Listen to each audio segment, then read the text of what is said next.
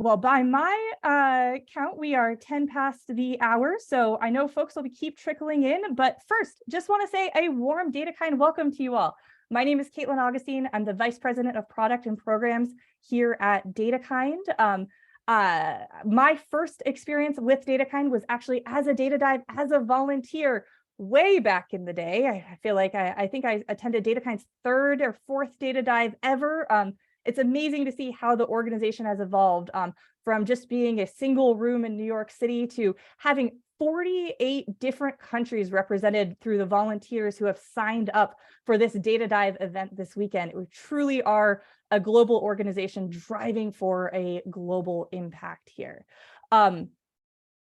Before we go much further, first round of applause goes to you, our DataDive volunteers and supporters, but our second round of applause really does go to our project partners. I know all of our project partners are on the line today, so just a huge thank you to Save the Children, Viamo, the United Way of Wisconsin, and Benefits Data Trust. Our project champions are, like you, volunteering their time and talent over the course of this weekend to really give us the context, the information, the detail about who these data science solutions are going to impact and what's the context we're building a solution within.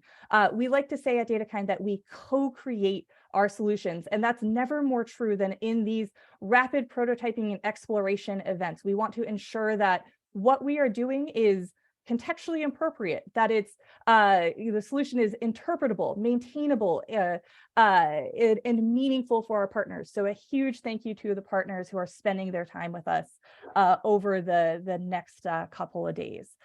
Now, we're here, we're at the kickoff. So this is going to whet your appetite for what this weekend will look like. If you're joining us live in the room, we're at about 125 folks here having a chat with us today. So please chat in the participant chat, introduce yourself, tell us where you're coming from. Is this your first DataDive? Is it your 10th DataDive? We'd love to hear from you. If you're on the LinkedIn live stream, say hi there. We'd love to connect with you. And if you're watching this as a recording, catch us in Slack after the event. We're so excited to have a conversation with you. So today, our agenda for the next 60 or so minutes, we're hoping to get you out the door and into Slack and chatting with your fellow volunteers and supporters a little early from this time block. But we're going to start with a welcome from DataKind CEO Lauren Woodman. We're going to give you a quick overview of DataKind and of the DataDives. Some of you might have attended a DataDive 101. We're going to give you a little bit of the, okay, what is it that we're actually going to do? And some examples of success. What have we done in the past at DataDives? And then the meat and potatoes of this, or the, I don't know, what you pick your food choice there, but the bulk of this, the reason we're really all here is we're going to pitch you on the 4 different projects that you have a chance to engage with over the weekend. We've got 2 international partners, Save the Children and Viamo, working to connect people to the internet, to connect data across humanitarian challenges, and to really make a difference in food access and economic opportunity worldwide. And then we have 2 partners working here in the United States. I say here because I'm based in the US and Florida, but 2 US-based partners, the United Way of Wisconsin and Benefits Data Trust, who are working to ensure that all individuals in a community have access to those life-changing services. After those pitches, you're going to feel really excited, and we're going to give you the preview of tomorrow, where you're going to go, how you should connect, and should you want a little teaser of the data and the access, how you can get into that now in the next 12 or so hours before we come into really hacking on that data and information. So with that, I'm going to turn it over to Lauren Woodman, DataKind CEO, for a quick introduction. And Lauren, I think this might be your second DataDive. Like me, your first experience with DataKind might have been a DataDive as well.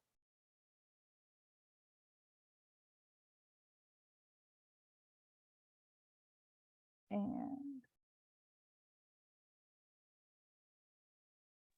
thank you. I couldn't get unmuted there. Yeah, I think we have to promote Lauren. So really, CEO, but still needs a promotion. So handing it over to her for a chat in just a second. Thank you. Yeah, I'm exhibiting my technology skills and could not get myself unmuted. So starting off exactly where I should be. You're right, Caitlin. This is my second data dive. Well, it's a Thursday that feels like a Friday, I guess. So, you know, we're gonna figure out our tech in just a second here. Lauren, I might just come back to you after I tell everyone a little bit about the data dive. So a couple more minutes to get excited and get your remarks in order while I tell folks what we're going to be doing and what really DataKind is all about. So welcome everyone. I know we've got people just bouncing into the room. We're up to about 140 or so volunteers here in the room this morning. Tons of information coming in the chat. Welcome, first data diver, 10th. We're so glad to have you here. So what is DataKind? Who are we at DataKind? We are a global organization focused on harnessing the power of data science and AI in the service of humanity. And we do that through close partnership and collaboration with social impact organizations like the partners you'll be working with over the course of the weekend. And the types of problems we really hope to tackle and those solutions we want to create, we want to build solutions to wicked problems, these challenges that are perhaps difficult or seemingly impossible to solve.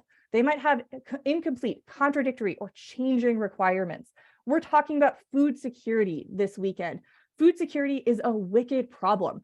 We're not going to be able to say, we've solved it, check the box, everyone in the world is food secure, because the challenges related to food security are so interconnected.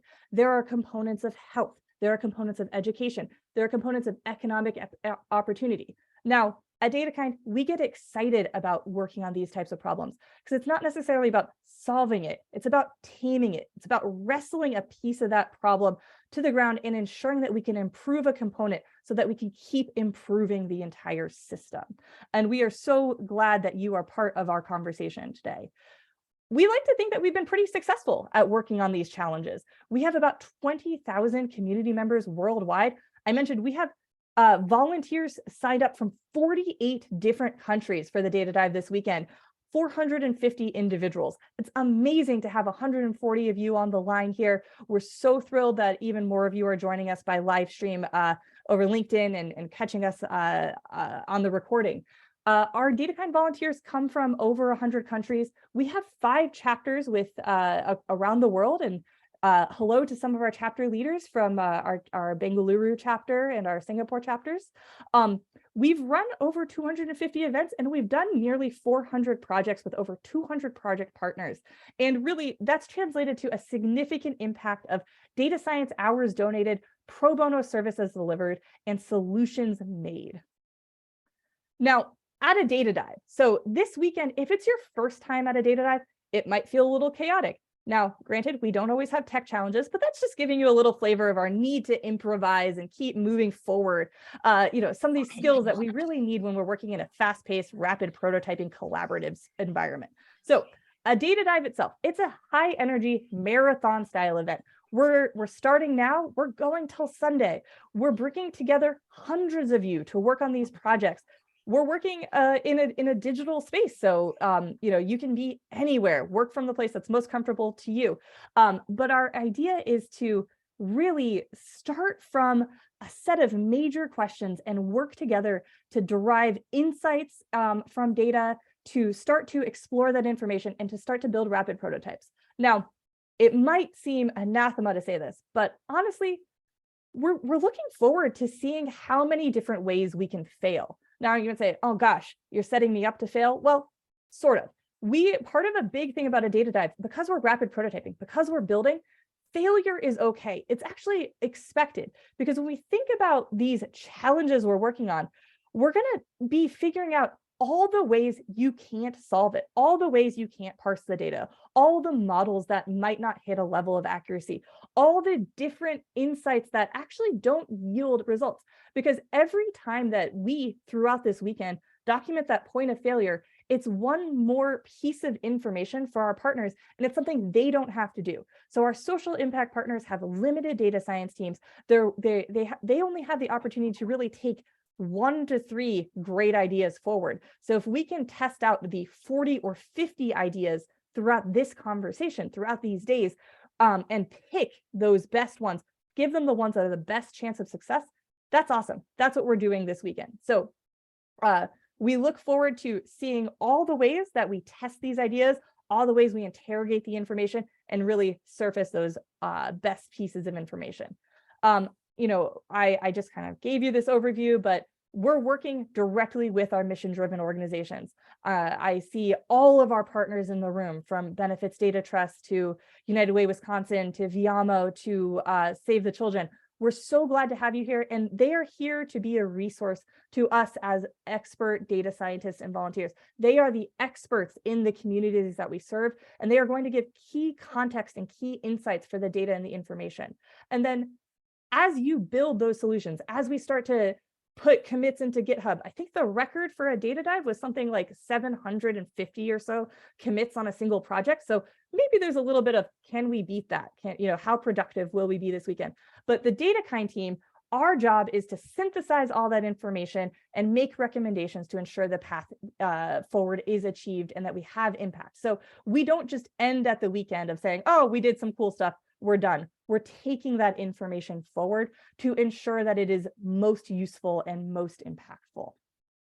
Now, over the weekend, how you're going to engage, it's going to be collaborative work sessions. You're going to be visualizing, analyzing, and mashing up that data to give partner organizations insights.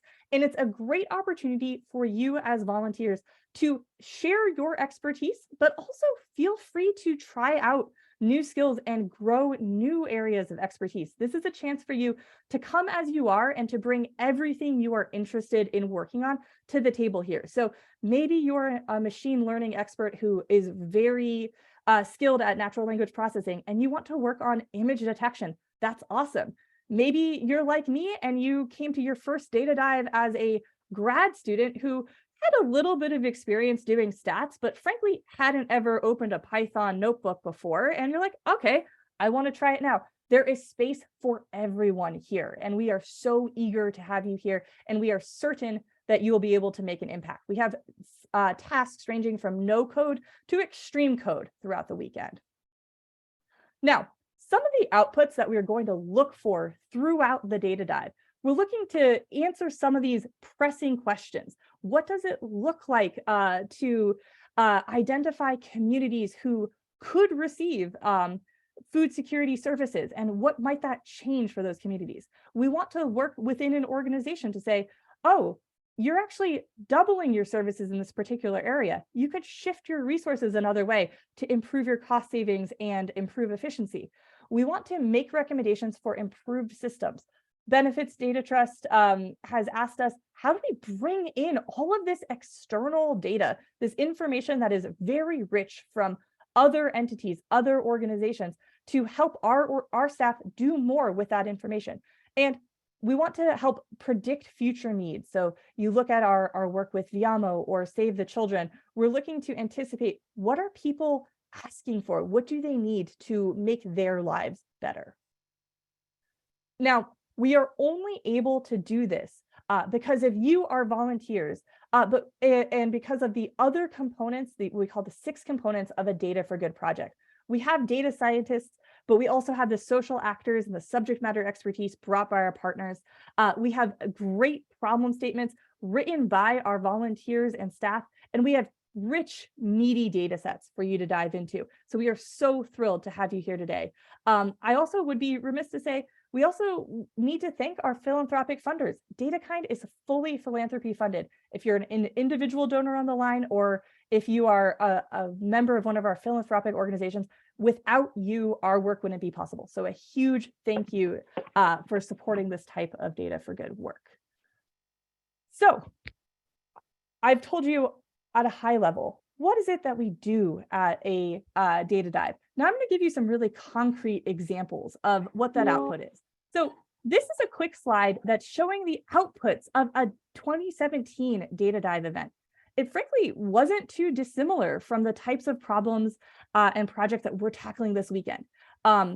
This project in particular, we were looking at, did Giving Tuesday, something that happened just this week, did Giving Tuesday have an impact on philanthropic giving over its first years of existence? Now, in that case, we had some big, meaty data sets. We had data that was like 100 million financial transaction records.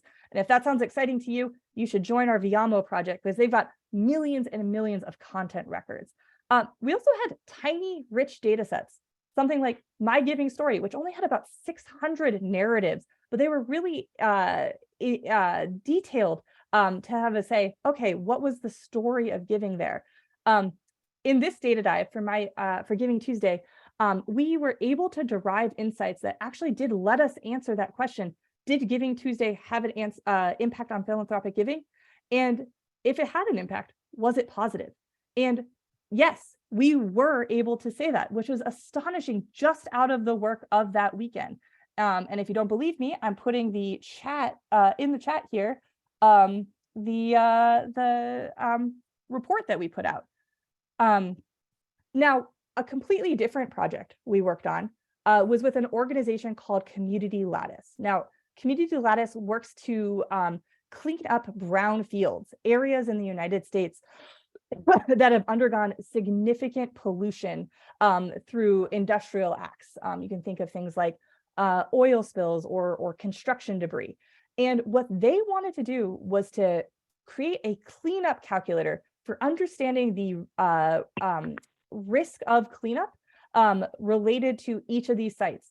And they wanted to build this cleanup calculator so that communities who are often impacted by these brown fields could have an understanding of the resources needed to clean up that blight and contamination so that they could advance the economic opportunity of their communities.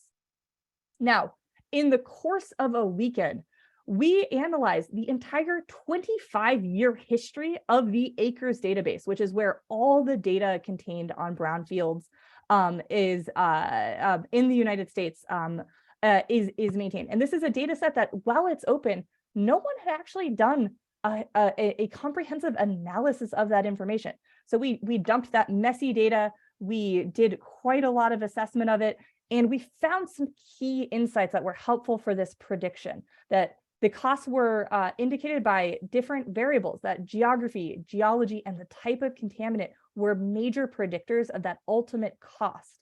And ultimately, what this led to was Community Lattice took that information that was created in the course of a weekend, and they built this brown fields cleanup tool that you can go and click through now. So that this is built on the backs of information created through a DataDive weekend. Now, the final example I'll share, and then I'll hand it back to Lauren to give you a little bit of her experience with the DataDive, is the work that we did with Soil Haiti. Now, this is an international example, and it started at one of our rapid prototyping events, and it moved on to becoming a full data core project. So that experience from My Giving Tuesday, that was just a data dive. Our work with Community Lattice, that organization took that forward. And in this case, with Soil Haiti, we started the prototypes and we took it into DataKind's data core process, our 6 to 12 month long engagements. And in this case, we started with a really sobering fact that nearly 40% of the global population lacks access to a toilet, which has a huge host of associated health and environmental problems. It's something that we see, we saw in a cholera outbreak in Haiti in 2017, but unfortunately, it's something that Haiti is experiencing now. Soil Haiti is a nonprofit who works on dignified sanitation. They provide container-based sanitation. So sanitation toilets that are completely self-contained, that can be delivered to a home and picked up with waste. And they do this in a way that is completely sanitary. It provides over 1,000 households with dignified sanitation, and it's a closed loop system. So they're actually able to transform that waste into agriculture grade compost. It's amazing the work that they do, but they had two challenges. The first was to actually manage the cost and logistics of that transportation, and then to optimize the processes of that transport. So what we were able to do with Soil Haiti was to first say, here are the routes that your individuals are currently taking to do these pickup and drop-offs. And here's how you could change it. We did that by working on the capacitated vehicle problem. And through a prototyping event, we were able to pull down a significant amount of OpenStreetMap and Google operations research tooling to help build that initial prototype. And what you see here is the output of the ultimate application that shows the individual routes that users were able to take. And ultimately, we were able to save them over 13% of their travel time by in changing these routes for them. So a really amazing impact that started at a DataDive. Now, before we go into the actual projects here, Lauren, I'm hoping that your audio works and I can hand it over to you.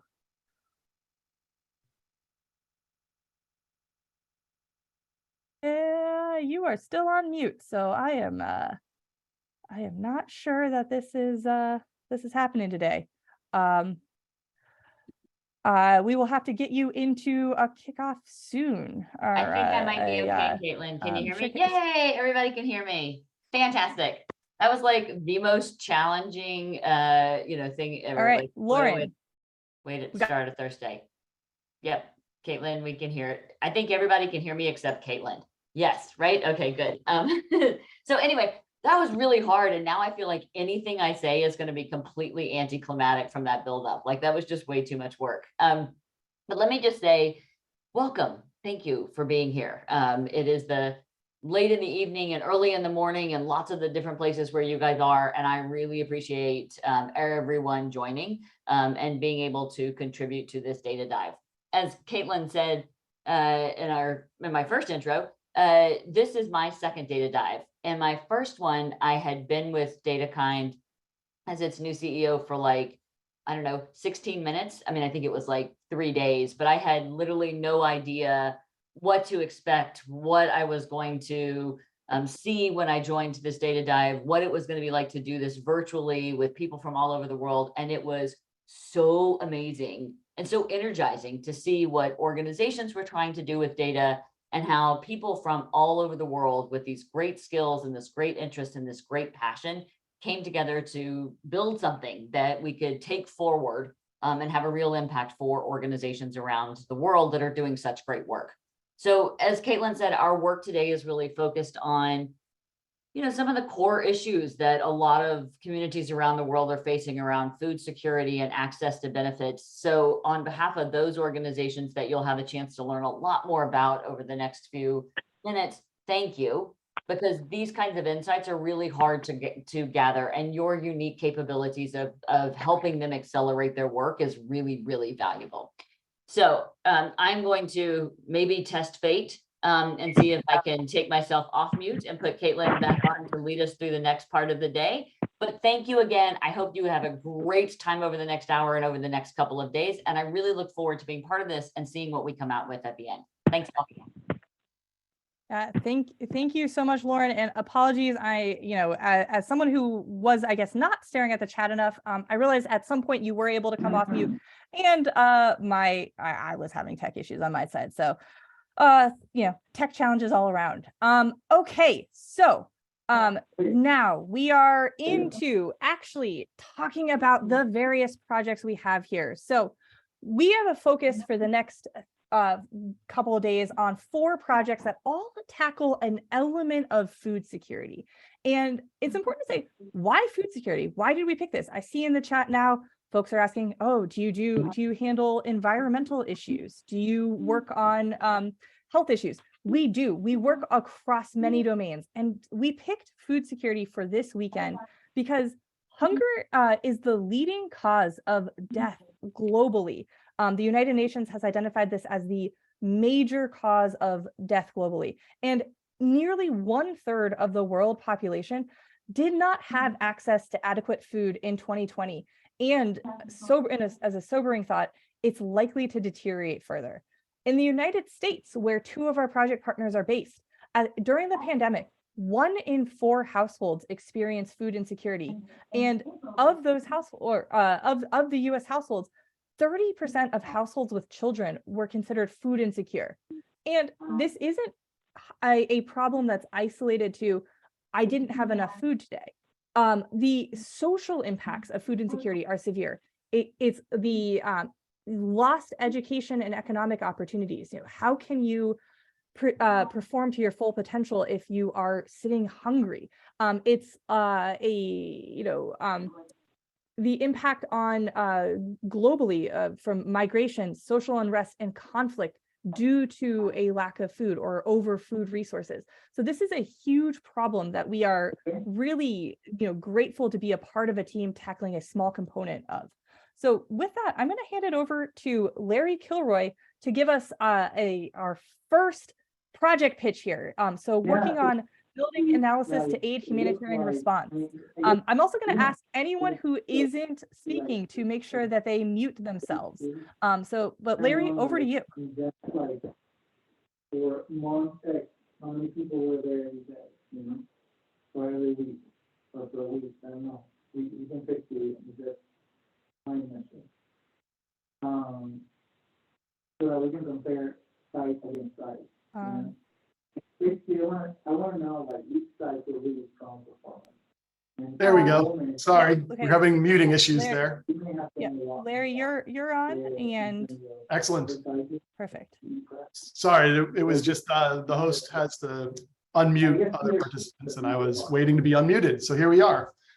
Great. Well, thank you everyone for joining. I'm going to represent the first project that hopefully a lot of you will join and work on this weekend. It is in partnership with Save the Children, and it is building analysis to aid humanitarian response.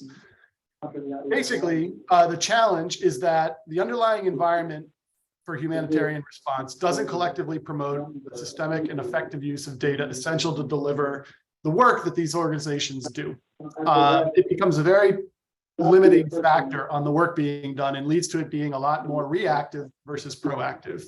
Some of the issues that each organization has collected their own data, and a lot of times that's also broken down by country. So a lot of private databases, a lot of segmented databases are out there, and that is the key data that is being used.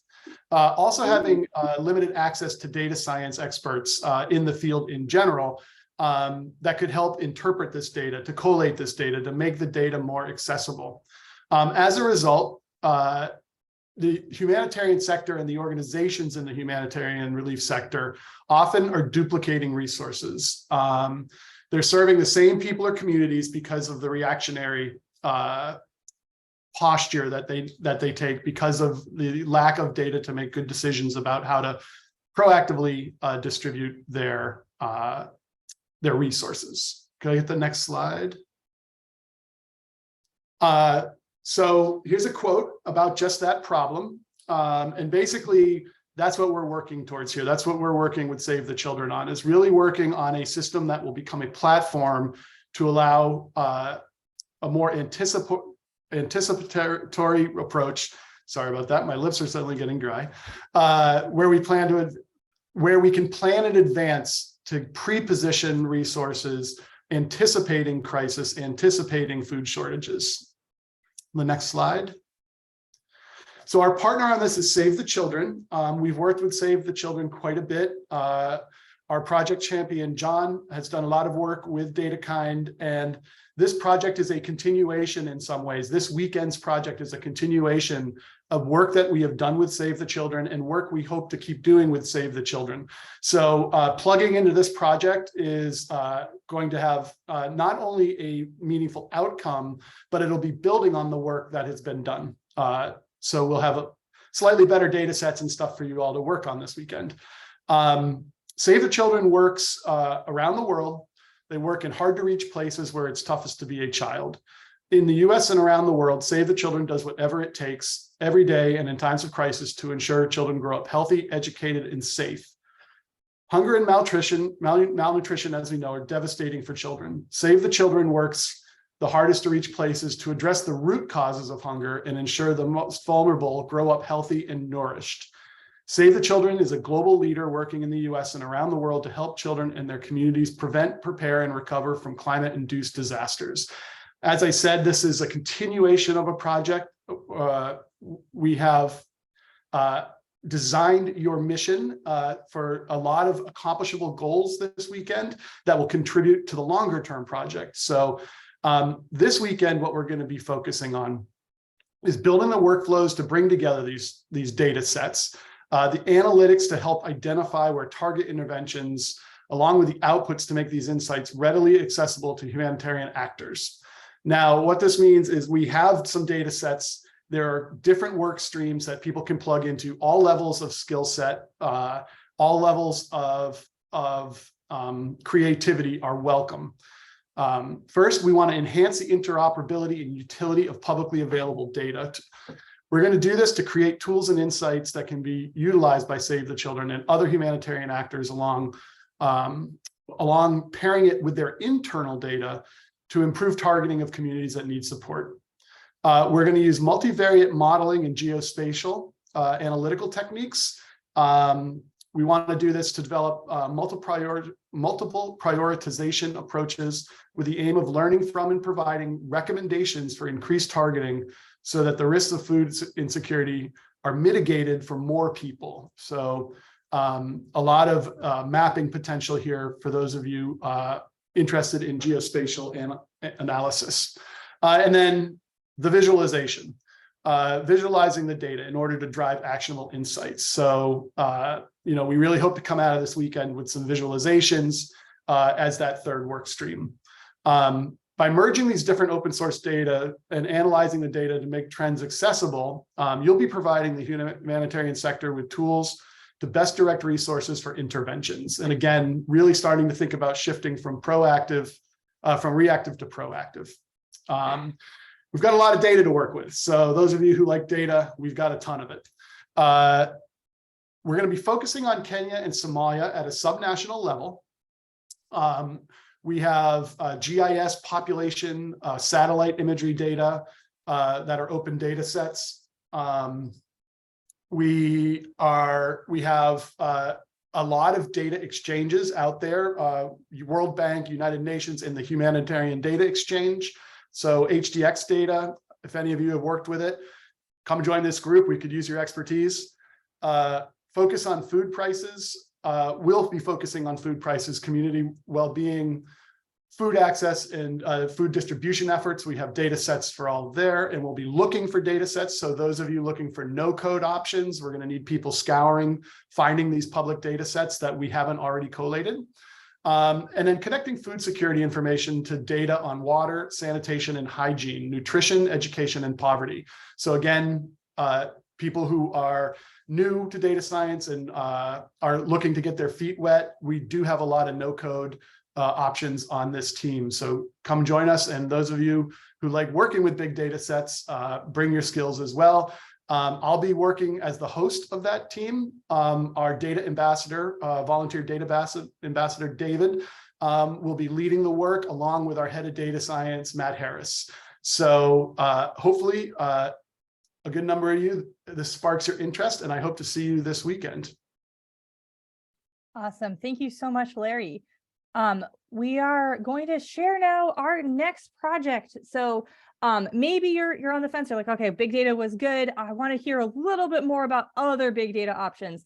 Well, this next project is also one for you. We're working with Viamo to make timely information accessible in order to increase health and economic resilience in communities. And I'm so thrilled to actually invite Alex, who is the director of product over at Viamo, to give us an actual taste for what Viamo is as a tool before we tell you how we're going to be working on this project. So Alex, I'm going to stop sharing and hand it over to you. Hi there, and hi everyone. So excited to be here. So glad to be working with all of you on this great project. Really can't tell you how keen I am to see where we'll be at the end of this this weekend. And thanks for having us, DataKind. Really appreciate it. Let me share my my screen. Just give me 1 second.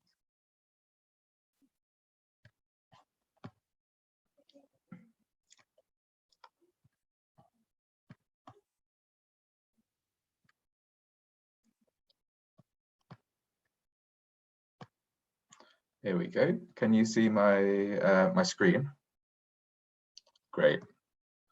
So I just wanted to kind of tell you all about, the people that use our service first, because I think that hopefully gives an insight into the kind of work that we do and what we're trying to achieve as an organization.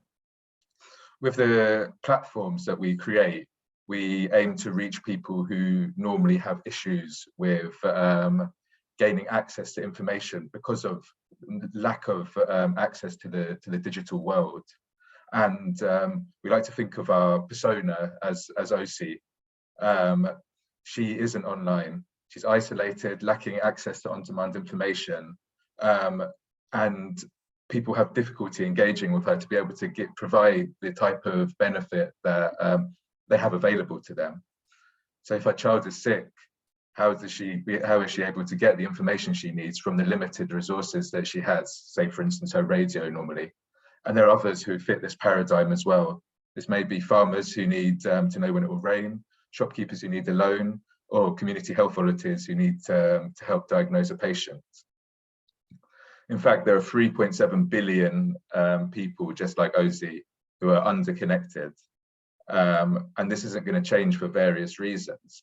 Although there's increasing penetration of digital devices, we still have issues related to connectivity, the money to access these services, even access to electricity and the literacy of the users, which prevent people from using the type of tools that we kind of, I think, take for granted with the work that we do.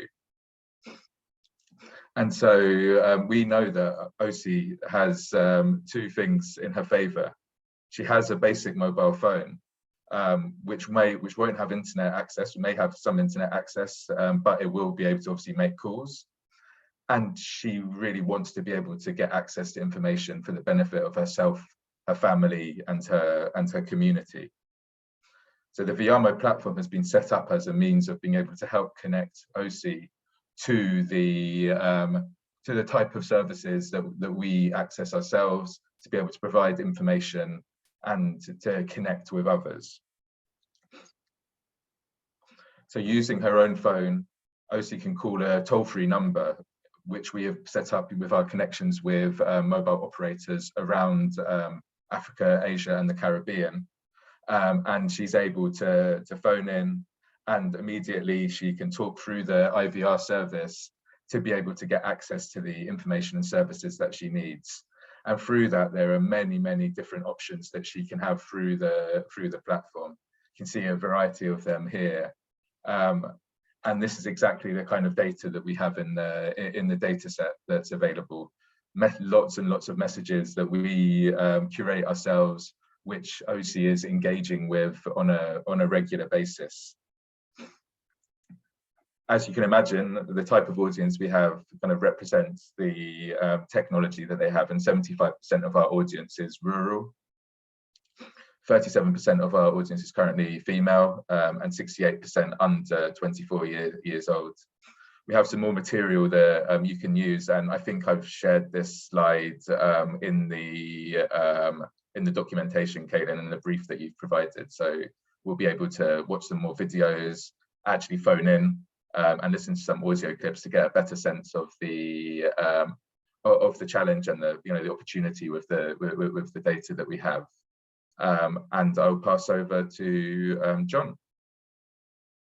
Thank you so much, Alex. It's really amazing to hear directly from our project partners of the challenges that they're facing and they are working to solve. So with that, John Harnisher, who's leading this project for us, is going to go into what you're working on this weekend. So we've heard Viamo is solving this challenge of connectivity worldwide. How is DataKind working to help them solve that challenge? Over to you, John. Hello, everyone. I'm very happy to be here. And this is my first, I've attended many DataKind events, but I haven't actually been working with inside one before. So this is my first time. I'm a senior program consultant here at DataKind. I'm very excited to be working with the Viamo project and to talk to all of you about it. So this is, similar to what Larry said. We want everyone. So, if you've got lots of coding skills, if you want to work with really large data, come, we're happy to have you. If you want to, if you're not doing heavy coding, there are simpler things to do as well. Alex kind of covered a little bit of the challenge, but right now half of the world's population is disconnected from the digital economy. So we've got huge numbers of people with an interest and desire and need to be connected to the digital economy, and they're not, right? And so technology like the IVR technology that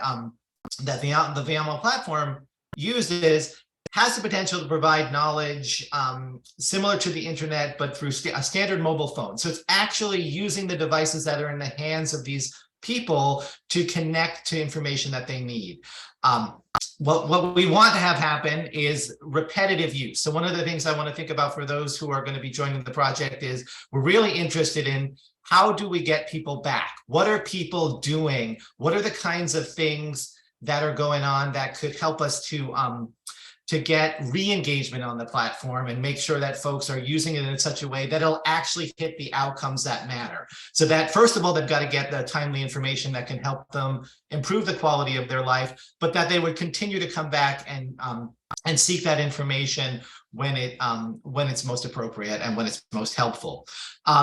So what we are trying to help Alex and the team get to know is what are the listener behaviors on the platform that are being surfaced to get at that relevant information, and how can we help to understand engagement so that the VMO team could begin to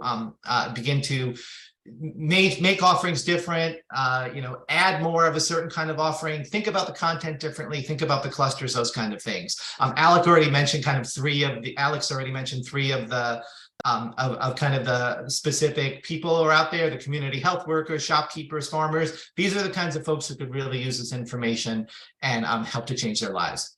Okay, so VMO itself, VMO has a tagline of digital made easy. It's making possible the ability to create positive interaction loops, which allow people to come in, learn something, click through a series of content and learn something else. This positive interaction loop is really, really important in moving us forward.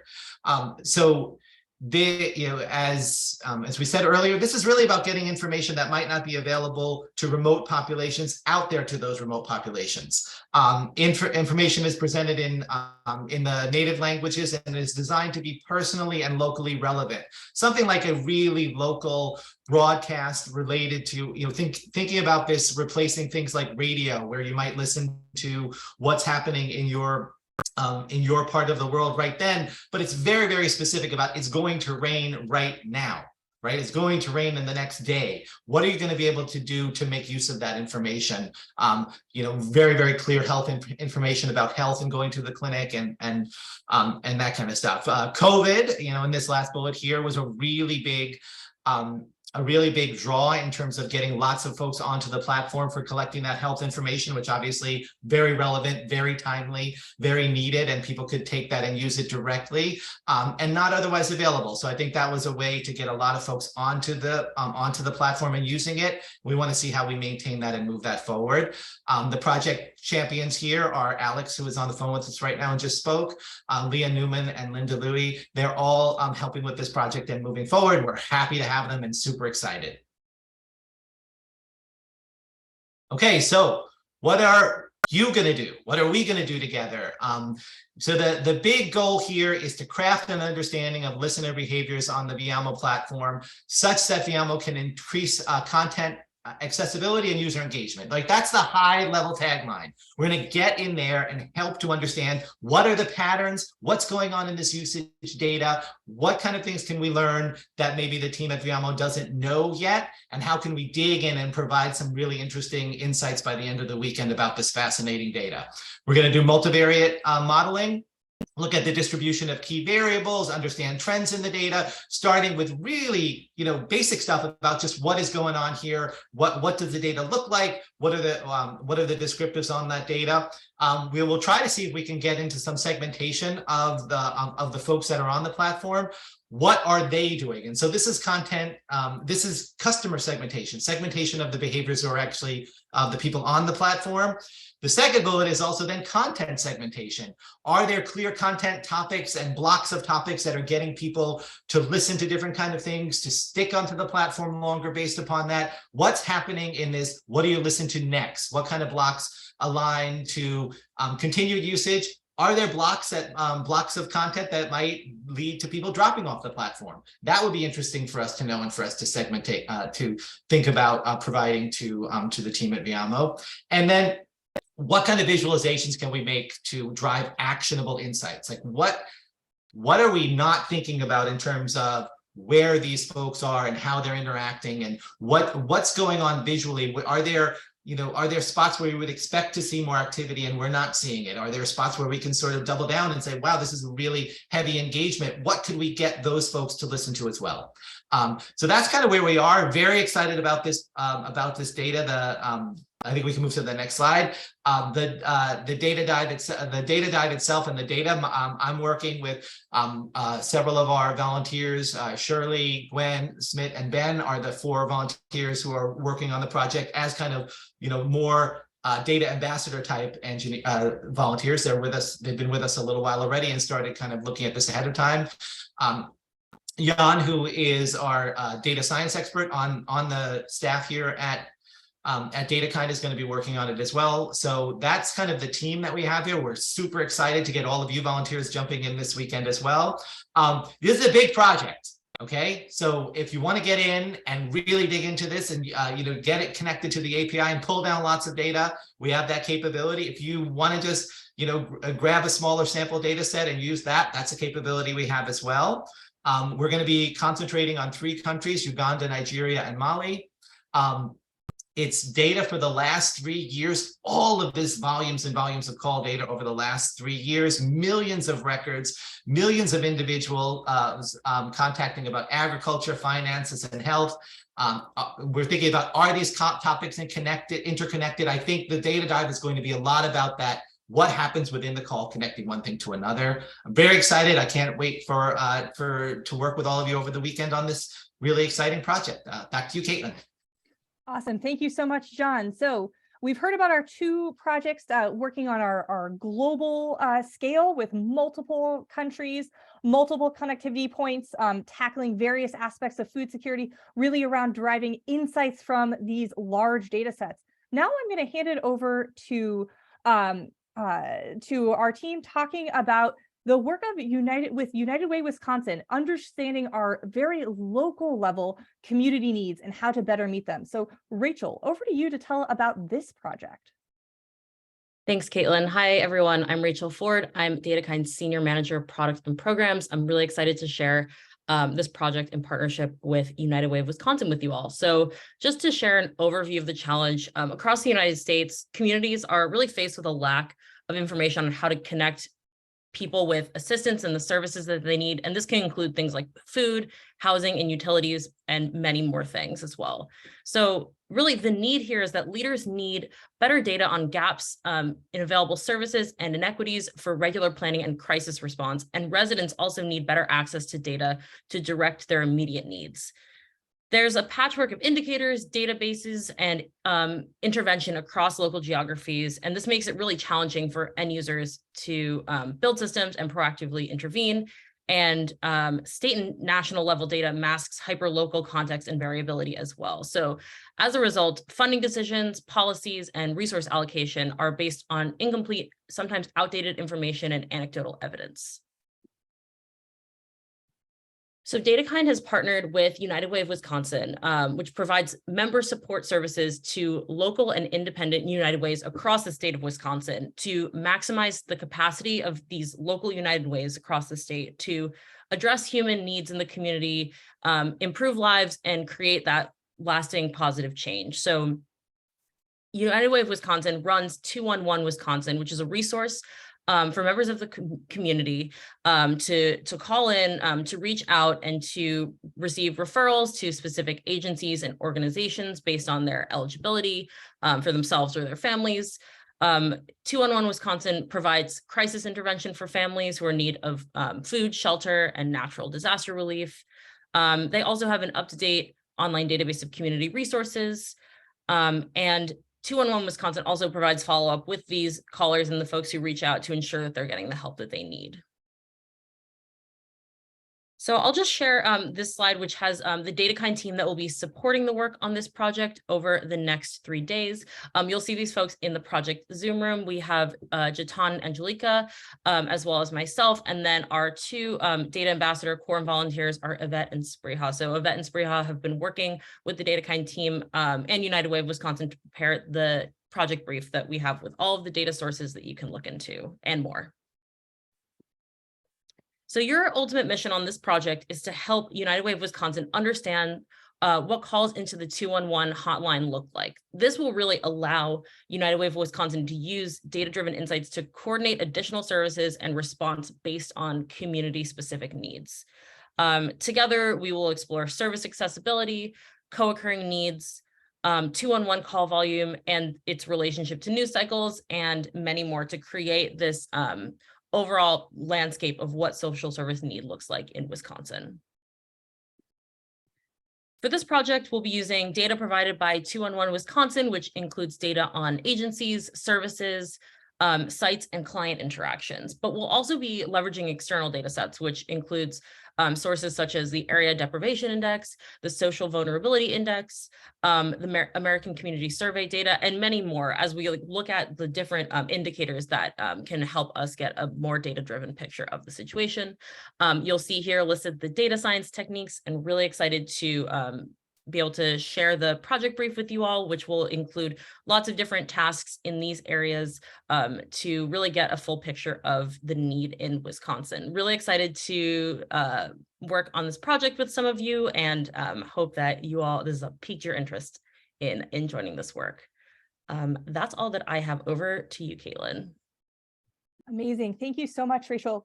And thank you to the United Way Wisconsin team for really helping us go deep into community level problems and to work on solutions that impact the state and the direct actors who are providing social services. We're really thrilled for this project. So if you are interested in community services and community engagement, that is a great project for you. Now, we're going to talk about the final project, our work with Benefits Data Trust. And I'll actually be telling you about that, doing a little bit of double duty here as your MC, but also one of your data leads. So we're working with Benefits Data Trust to identify opportunities to increase benefits enrollment for eligible communities. And why are we focused on this? Benefits in the United States, these are federally provided services that can provide funding or provide access to opportunities that might not otherwise be available to individuals. But people face a major barrier to that. So in the United States, already there's about 1 in 9 participants in SNAP benefits, which is the supplemental nutrition program. And that is a huge number of individuals. But in fact, only 70% of eligible individuals enrolled in the United States. So there are 30% of people who are eligible for supplemental nutrition benefits who are not currently accessing those benefits. And that leaves millions of families hungry, and it leaves millions of dollars in food assistance unclaimed.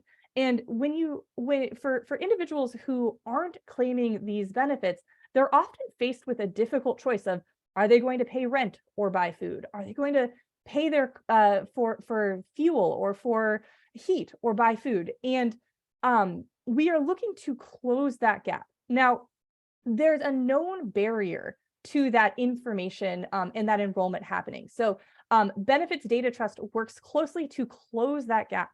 We know that there's a barrier to having information about program eligibility. So individuals might not even know they're eligible for the supplemental nutrition program.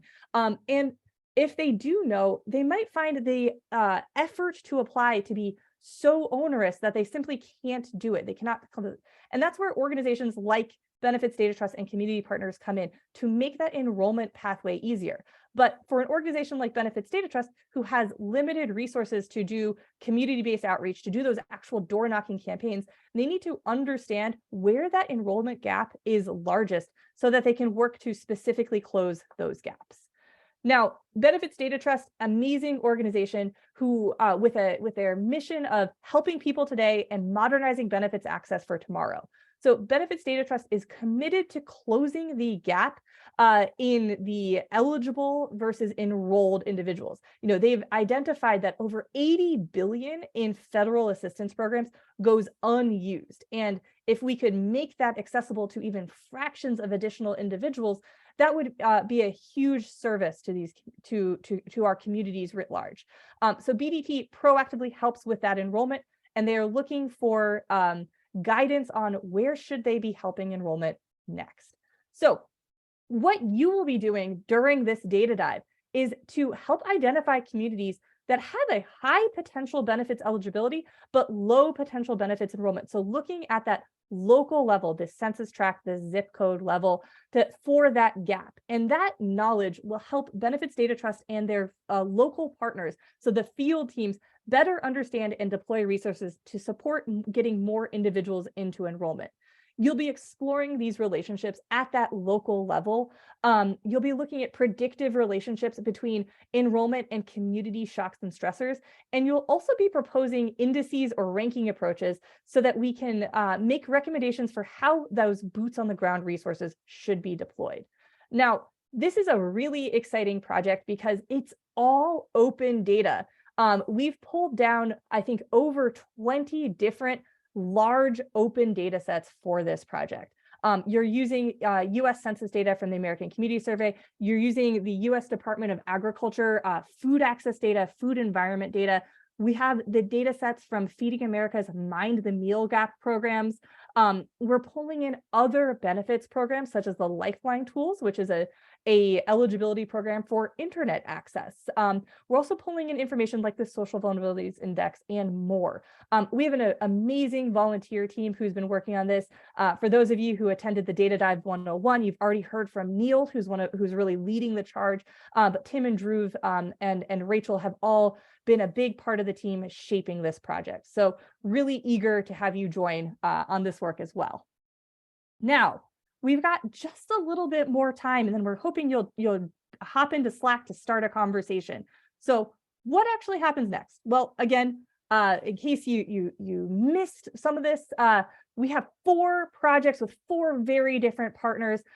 2 partners who are working at a global scale, Save the Children in Viamo, really looking to make impacts at a country and international level. And then Benefits Data Trust and United Way Wisconsin, who are working at the national or state level in the United States, all working on different aspects of food security. What you're going to be doing is you're going to be diving in on this data. So what comes next? Well, starting tomorrow, we're going to have our main event where you're jumping in on the project. It's flexible. So you might be saying, gosh, I didn't sign up for days and days of effort. That's okay. Flexible participation. Come and go as you need. You can come for an hour at a time. You can come for days at a time. Any work that you do, any engagement you do will be meaningful and helpful, and you'll be able to claim tasks of an appropriate size, share your work, ensure it's handed off to another individual. You can swap yourself between projects. We encourage you to pick a project that you're most passionate about, and that could change over the weekend. You don't have to stick with just one. Now, if you want a little bit more detail, the way that these specific work blocks will happen is every single work block. So there's 2 work blocks on Friday, 2 work blocks on Saturday, and 1 work block on Sunday. Every work block will follow the same format. We're going to start with just a welcome and an orientation. We're going to cover what happened in that last session. What are we hoping to do next? We're going to split out into our own Zoom rooms and work in both large and small groups. So we'll be doing some breakout rooms.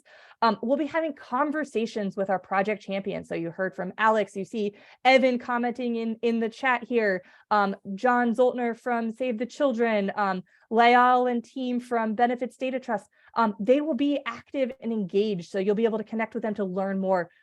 We'll be going into those data, we'll be sharing ideas, and we'll be building prototypes.